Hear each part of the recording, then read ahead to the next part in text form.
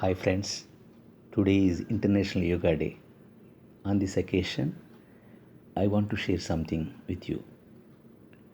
Today is a special day. Why June 21st was decided to conduct as International Yoga Day?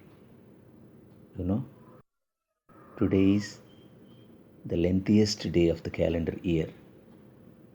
Day means light. Light represents knowledge. Knowledge is nothing but awareness. Knowledge is power. Night means darkness, and darkness means ignorance. So, with knowledge, with awareness only, we can live the life to its full potential. Of course, it's the tagline of International Yoga Day. Yoga is an ancient Indian culture. It's a part of life mingled with it. Now, it has been universally accepted and recognized. As an Indian, we feel very proud for that. The yoga is a perfect science. It deals with all aspects of human life. It deals with the evolution of human life from body to soul, and includes all aspects of human life from body to mind and mind to soul. But unfortunately, nowadays we are considering yoga only whether in the objective aspect, that is for only the physical fitness of the body, or in the subjective aspect, that is for the mental fitness of ourself. But actually, the whole theory of yoga is to take us to go beyond mind. Generally, yoga means in words, yoke, to unite, to join. Or to join, that is to join the soul of human being with the supreme soul or God. It's nothing but a process to dissolve with that supreme power.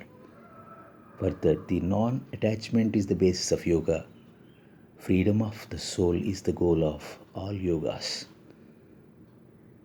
So the end and aim of yoga is to realize God, to dissolve with that God. So ultimately, yoga changes the body. Hence, the yoga has the supreme power, and it gives us the eternal bliss and makes us the immortal. There are so many yogas, in which karma yoga is the simple, easiest, and the best and most familiar to us. Why? Regularly we are doing the karma yoga, either consciously or unconsciously. Yoga karma kausalam means the perfection of skill in our daily activities is nothing but karma yoga. But provided that without expecting anything in return, or without expecting any hope of reward. So you please remember the conditions apply that yoga. Then only it will be the yoga.